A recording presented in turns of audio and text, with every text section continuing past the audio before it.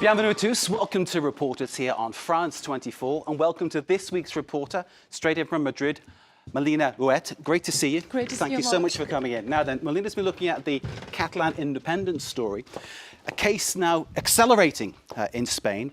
12 defendants, 9 of them already in jail, facing sentences of between 20, 25 years, all related to this self-declaration of independence in Catalonia of October 2017. Tell us how you got into this story and got to know about it. Well, for this report, Mark, we've met with the president of the ANC, one of the biggest pro-independence organizations in Catalonia. The former leader, Jordi Sanchez, has been held behind bars since October 2017. We've also spoken to people who are in favor of a Catalan Republic, and who are really disappointed and angry with their local politicians for not making that happen.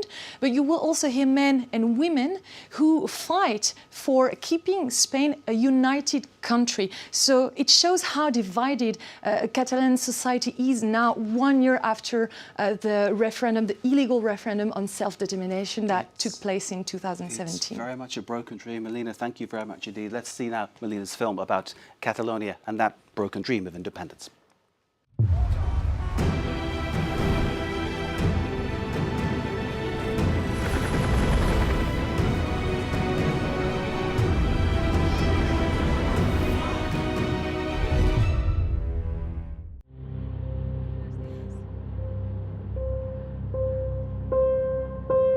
Every weekend for more than a year, Txell Bonet has come to visit her husband in jail. He's the former leader of one of the largest independence associations.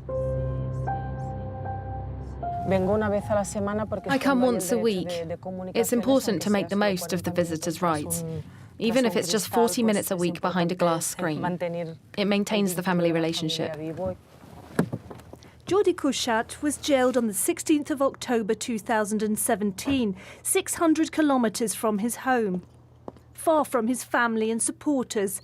But they didn't forget him. You should see how many letters he gets every day. He's had 13 or 14 full bags, 20 kilos each, since he's been in jail. The prison guards ask, "Who are you to get so much post?" Her husband Jordi Cuixart is the president of Òmnium. Along with Jordi Sanchez, the president of the ANC, the other large separatist association, he's accused of playing a key role in the independence bid of 2017.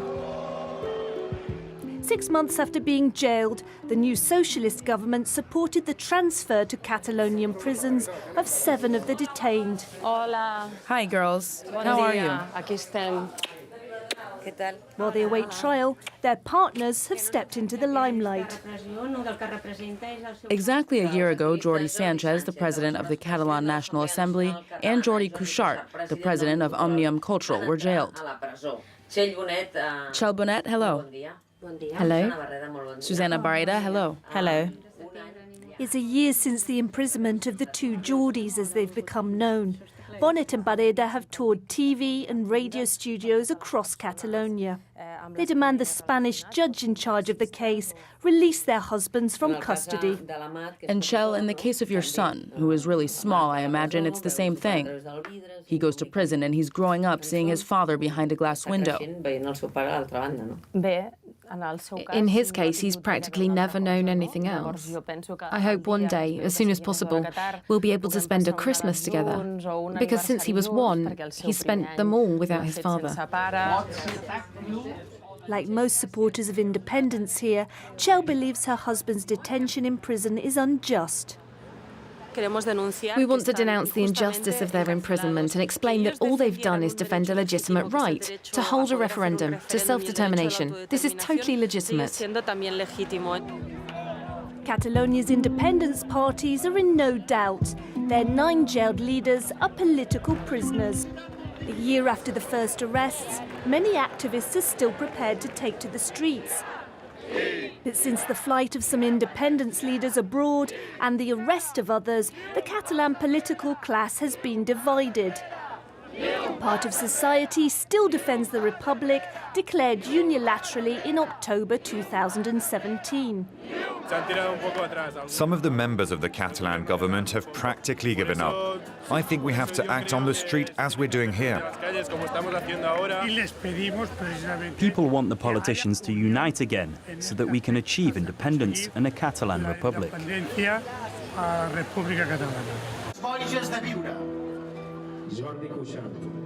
That very evening, to mark the first year of the jailing of their leaders, the new faces of secessionism make a show of unity. One of them is Catalonia's president, Quim Torra, who replaced Carles Puigdemont. Another is Elisenda Paluzzi, leader of the Catalan National Assembly, named in 2018. Everyone remembers where they were and what they were doing the day they were arrested. And we knew that it was going to really have an impact on us.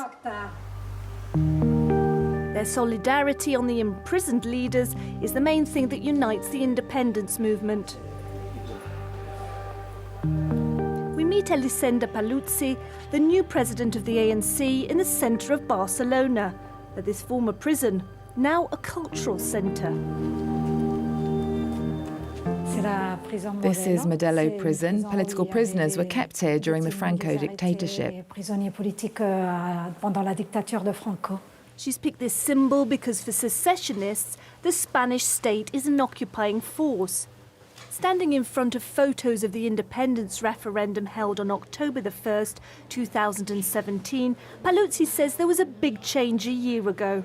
I think that was a turning point, because we recognised ourselves as a single people, a courageous people who weren't afraid, who defended our rights in the face of police violence. But the ANC president also says an opportunity was missed. We lost after the 1st of October, because on the 10th of October they didn't declare independence, they suspended it. They waited for a negotiation and the days went by. The Spanish state got the initiative back, the independence movement began to lose it. That's where we lost the opportunity, and now we need to build it up again. Relaunching the battle is the goal of the Committees for the Defence of the Republic. The most radical supporters of independence. Xavi is a local activist. Like many people here, he feels successive Catalan governments have let him down. The independence process began on the streets, in the villages, and the parties jumped on the bandwagon at the last moment. They tried to implement something they never finished. I think all social and political change has to come from the street. These committees were formed in 2017 to stop police officers seizing ballot boxes after court orders banning the vote. They want the Republic, declared in 2017, to be immediately implemented, their strategy to make their voices heard and to occupy public spaces.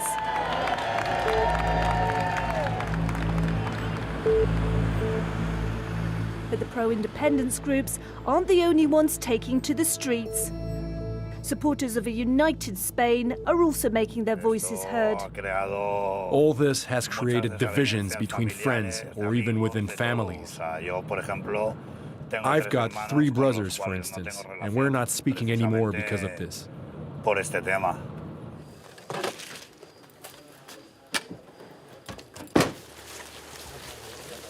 Juan runs a brigade that removes yellow ribbons. His group gets together every night to take down separatist symbols.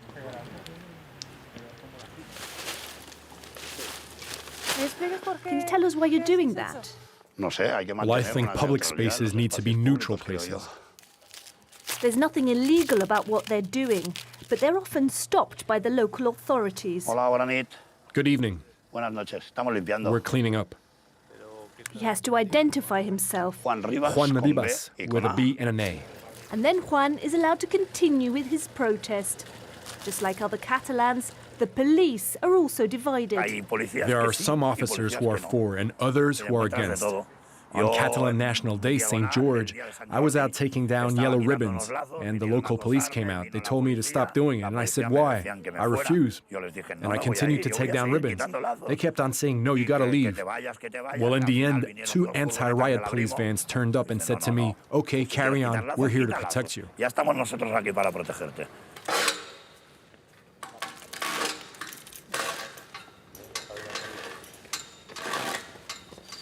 Legally, independence supporters have every right to hang up flags and political symbols at their homes and on their balconies, but not in public places like streets and town halls.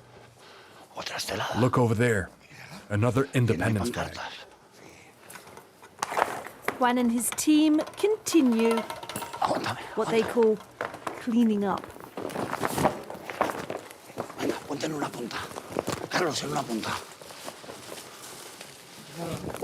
Estira. Vale.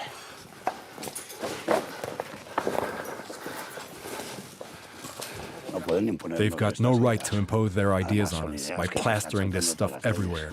They're breaching all the laws. That's not democratic, it's a dictatorship. Do you think it's necessary to do that? Of course it is. If not, we'll end up in a fascist independent state where they'll make everyone think like them. And there's a whole bunch of us who don't want independence.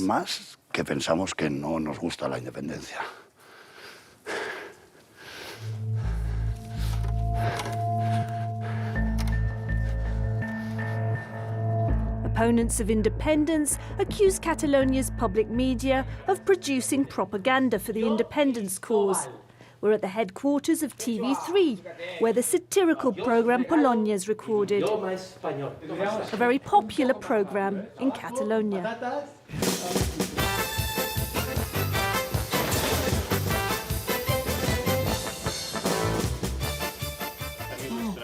Albert Martorell has worked as a scriptwriter for the programme for the last 8 years. Today his team isn't just making jokes about the central government, but also about independence leaders. In this sketch, our government calls on an artificial intelligence. Since they haven't been able to deliver the promised republic, they wanted to see if a machine could do it. Republic achieved. Oh, it's a great plan. All winners and Catalonia's independent. Hold on a minute. You haven't read point number 7. For that to work, you must abandon politics. All of you. You just need to abandon politics and... Oh no! I've spilt my water on the machine. What a shame. I don't think it works anymore. I am fine. I am water resistant. Oops. I've dropped an axe onto the machine.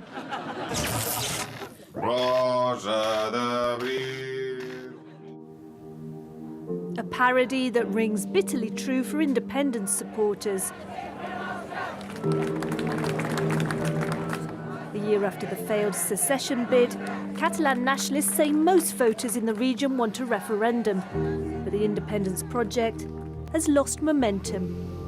Today, the Catalan Republic resembles a sketch. I hope in the future it won't be, but it's not going to happen tomorrow.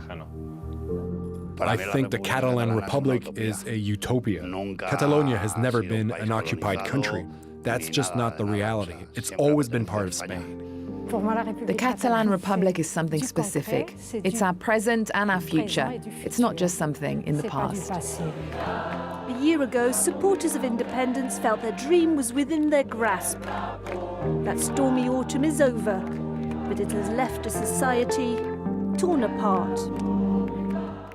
Our reporter Melina Huet is still with us to talk more about Catalonia, that section of northeastern Spain which has its own identity, its own language, and a major trial going on now with 12 people in the witness stand, of course, facing amazing sentences if this happens, 20, 25 years. Exactly. And of course, the repercussions for Catalonia could be really serious, couldn't they? Exactly. Well, as you said, 12 people, of whom 9 are already behind bars, are about to be judged by the Supreme Court in Madrid. The prosecution requested jail sentences between 7 and 25 years for misusing public funds or rebellion, for instance. Well, this trial will be watched closely by international observers, as the rebellion charge is very controversial. Well, it implies using violent means, and many prominent lawyers says that it wasn't the case. So some organizations, such as Amnesty International, requested that the imprisoned activists be released immediately. The former president, Catalan president, Carles Puigdemont, you remember him, right? He's also accused of rebellion, but he will not be standing trial as he lives abroad in exile, and Spain doesn't hold trials in the absence of the accused. So that's the situation in terms of the trial. I wonder what the feeling is regarding actual independence. Do people in Catalonia feel strongly that the region should go it alone, should separate from Spain? Well, we've heard lots of people in this report. Most of them are really radical, whether they're unionists or separatists. But you have to know that it's not that binary, right? 70% of Catalans are actually in favor of the right to decide, which is basically having a legal referendum to say whether they want or not the independence. And we don't hear them quite much. We've met with the mayor of Barcelona, Ada Colau. She's part of them, and well, we can... Let's take a listen to Ada Colau.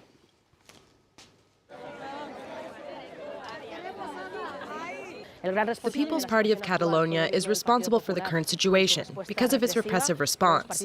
But pro-independence parties were also wrong in issuing a unilateral declaration of independence because they didn't represent the majority of Catalans. We, the majority, wanted a referendum, an authorized democratic referendum. We agreed on that, but the unilateral declaration has left us stuck. Ada Colau, the mayor of Barcelona.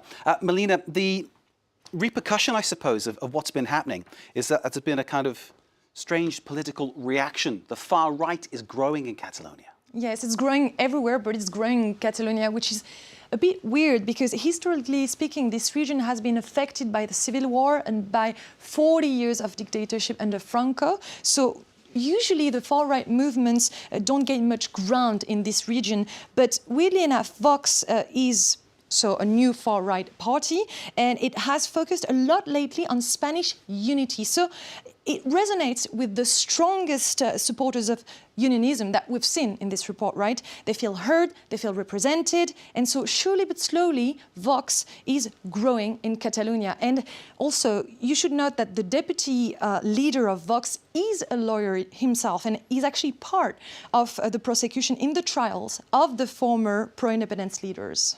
So there are lots of things to look out for in this trial. Exactly. And of course, lots of things to look out for afterwards, because this isn't the end of the story when that trial ends. It goes on, it continues, and obviously the question is still there. And we won't know what's going to happen until, at the very least, June. Melina, thank you very much indeed. Melina Uwais-Film. You can see it again via our website, www.france24.com. This is Reporters on France 24. Stay with us.